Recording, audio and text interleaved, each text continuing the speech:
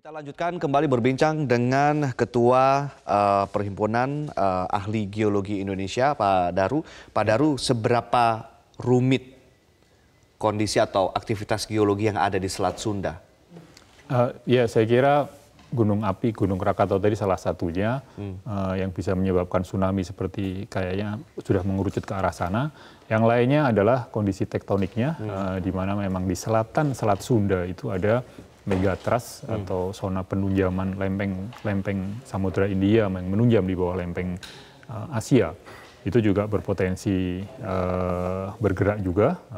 Memang para ahli sudah mencoba memetakannya, ada beberapa segmen di sana yang perlu diantisipasi juga, terutama punya dengan mitigasi nantinya ya. Kalau sampai itu bergerak, kira-kira efeknya seperti apa, tsunami-nya mau sampai sejauh mana, itu yang perlu kita pahami, kita perlu kaji lebih detail lagi. Oke, tadi sudah ada Gunung Krakatau di situ, artinya ada aktivitas vulkanologi, vulkanik, ada juga aktivitas tektonik, di sana ada lempengan-lempengan besar yang bisa juga menimbulkan gempa dan tsunami besar di wilayah itu, artinya wilayah ini dikatakan zona yang bisa dikatakan rawan. Sangat-sangat rawan bencana. Mitigasinya seperti apa? Karena kan kalau kita lihat peraturannya ada yang menyatakan 100 meter dari titik tertinggi atau wilayah sempadan pantai dan segala macam, walaupun itu akhirnya juga dibangun-bangun tempat wisata, apalagi dibangun juga kawasan ekonomi khusus di Tanjung Lesung. Ini gimana, Pak? Ya, saya kira konsep mitigasi bencana itu sudah juga dicoba ditanamkan strateginya seperti apa. Kalau dari sisi geologi tentunya kita akan dipetakan dulu mana sih daerah rawan, misalnya rawan tsunami, rawan gempa bumi, itu semua harus kita petakan dengan baik. Dan saya kira pemerintah sudah ada peta-peta itu, tinggal masalah implementasinya. Nanti karena hubungannya adalah dengan masalah tata ruang, penataan ruang wilayah. Itu kayaknya penting sekali, yang saya kira tidak hanya dari pemerintah pusat saja atau kementerian ATR misalnya, tapi harus turun ke bawah juga sampai ke level kabupaten sehingga mereka paham betul dan mengimplementasinya dengan baik. Saya kira setiap daerah sudah ada itu tata ruangnya. Tapi implementasinya begitu ya? Dan perlu dimodifikasi. Misalnya dengan kejadian yang sekarang, ada kejadian gempa bumi, tsunami yang dipicu oleh gunung api. Itu kayaknya harus kita tambah lagi nanti. Potensi-potensi bahaya seperti itu. Kalau sudah ketahuan berapa jarak kemudian daerah yang tersapu oleh tsunami itu yang kemudian kedepannya bisa disterilkan atau mungkin bisa dibangun untuk yang lain tapi tidak untuk pemukiman atau juga aktivitas wisata begitu ya. Pak Daru, tadi Anda dikatakan bahwa banyak sekali aktivitas penelitian tentang Krakatau, tentang daerah-daerah atau aktivitas geologi di Indonesia lainnya, termasuk pemodelan ketika terjadi longsoran wilayah barat daya yang saat ini terbukti, ini pemodelannya sudah ada di tahun 2012. Kenapa kemudian stakeholder yang terkait abai dan tidak kemudian memperhatikan ini? Saya kira ini pelajaran kita bersama juga ya, jadi bagi para peneliti pun juga kayaknya kita harus lebih kencang lagi menyuarakannya, bagi pihak-pihak lembaga resmi juga harus membuka mata dan telinga juga bahwa ini ada hasil penelitian yang seperti ini. Nanti ujungnya adalah bagaimana mengakomodasi hasil penelitian tadi ke dalam penataan ruang tadi. Itu sangat penting sekali. Satu hal lagi mungkin yang ini menjadi kerja kami juga, Ikatan Ahli Geologi Indonesia, kami sedang mengusulkan yang namanya Undang-Undang Geologi. Intinya adalah bahwa dalam setiap pembangunan Indonesia, terutama penataan ruangnya itu harus berpedoman mendasarkan pada kondisi geologi setempat atau Indonesia secara umum gitu ya. Kondisi geologi itu bisa dalam artian potensi kebencanaannya, juga bisa potensi sumber dayanya. Karena kan ada potensi positif dan negatif. Nah, itu harus kita dorong terus. Selama ini data-data geologi itu dipakai tetapi sangat parsial. Jadi kalau katakanlah memang ada lembaga A, dia memakai karena sesuai kebutuhannya, dia pakai bagian yang A saja, lembaga B bagian yang B saja. Nah, kami mengusulkan kalau bisa itu dijadiin satu saja sehingga semua kegiatan pembangunan, baik itu infrastruktur, mitigasi dan tata ruang segala macam, itu berbasiskan pada data-data geologi. Baik. Kita akan lihat nanti bagaimana kemudian kita bisa mempelajari dan kita jadi bangsa besar yang harus belajar dari berbagai macam bencana, termasuk yang ini, karena ini yang sudah kesekian kalinya di tahun ini begitu ya. Pak Daru, terima kasih telah menganalisa berbagai macam hal yang kita bahas saat ini. Pemirsa, berada di jalur Ring of Fire atau dikelilingi lingkaran api Pasifik terbesar di dunia, Indonesia menjadi negara yang kerap dilanda bencana gempa bumi, letusan gunung berapi, dan juga tsunami. Untuk membahas bagaimana seharusnya sistem mitigasi bencana diterapkan di negara kita agar tidak ada keterlambatan yang menimbulkan banyak korban jiwa berjatuhan, sudah hadir di studio News Metro TV Bapak Surono, mantan Kepala PVMBG. Selamat siang Pak Surono. Selamat siang Pak Surono, sebelum kita bicara soal mitigasi yang skupnya paling besar, ini ada informasi yang juga kemudian jadi pertanyaan banyak orang.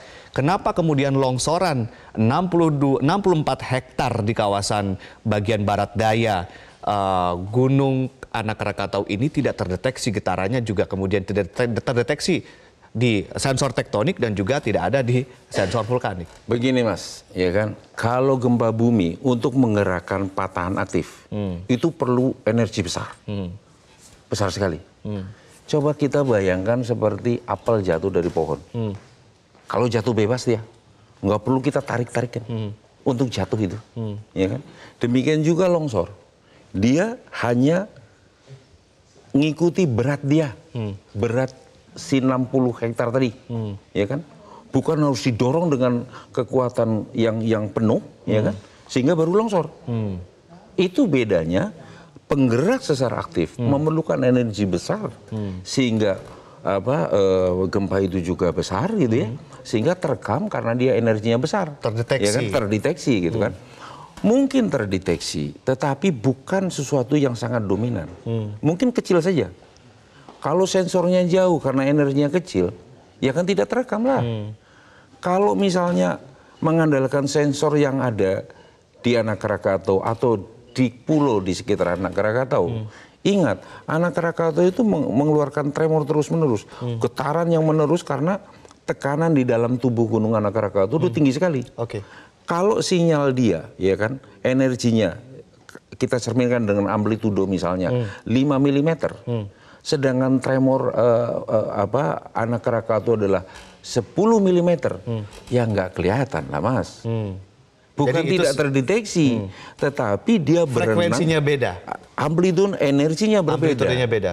Energinya berbeda. Tapi kemudian tadi Kepala BMKG menyatakan ini setara dengan 3,4 magnitudo. Ini artinya apa? Bagaimana masyarakat bisa mencerna ini, Pak? Ya artinya dia memang punya energi tetapi kecil ya.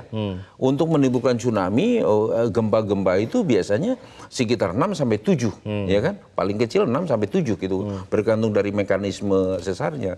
Ini barang jatuh bebas. Hanya begitu, nggak perlu seperti mangga matang di pohon, jatuh nggak perlu saya ambil. Dan ambil. ini pun tidak terdeteksi oleh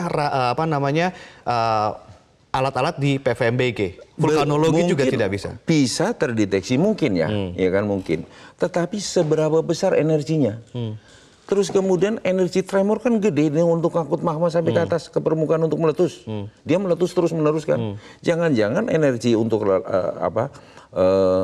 longsoran itu maksimum katakanlah dalam bentuk amplitudo hanya 3 mm mungkin ya. Tapi tremornya 5 mm. Tertumpuklah dia. Tidak terdeteksi. Wajar saja. Kalau stasiun BMKG misalnya yang ada di mungkin ada di Provinsi Banten atau di Lampung, yang sedemikian jauh hanya untuk longsoran, besar kemungkinan merekam tetapi tidak tampak. Ya. Tidak tertangkap oleh sensor karena jauhnya itu, gitu kan? Artinya secara sederhana bisa dikatakan sensor tektonik bisa merekam getaran yang kemudian energinya dari dalam bumi. Ya, artinya memang besar, energinya besar. Karena longsor itu energi yang kecil. Dan sensor vulkanik juga akibat dari dorongan dari dalam. Dari dalam. Bukan longsoran bukan itu. Longsoran. Artinya memang wajar kalau tidak terekam begitu. Tidak terekam. Bisa terjadi seperti itu, gitu loh. Kan 64 hektar itu jatuh bebas, Mas. Sedangkan magma itu harus ditekan dengan kekuatan tinggi untuk naik ke permukaan. Berbeda sekali, Mas. Ini jatuh bebas, ini didorong untuk naik ke permukaan. Jelas energinya akan lebih besar untuk mendorong ke atas daripada ini jatuh bebas. Pemodelan model bencana-bencana seperti ini apakah sudah dilakukan analisa, pemodelan-pemodelan sebelumnya oleh katakanlah ahli-ahli gunung yang terutama ini Gunung Merapi yang ada di laut, Pak? Kalau ini belum ya, memang ada banyak sekali gunung api pulau ya kan, atau pulau-pulau gunung api di Indonesia seperti Ternate, seperti Batu Tara, banyak lah gitu ya. Terus gunung api yang ada di Sulawesi Utara, Sangieta Laut sebelah sana gitu kan. Seperti di Sitaro ya kan, Kabupaten Sitaro itu adalah gunung api pulau gitu ya. Yang di laut. Yang di laut.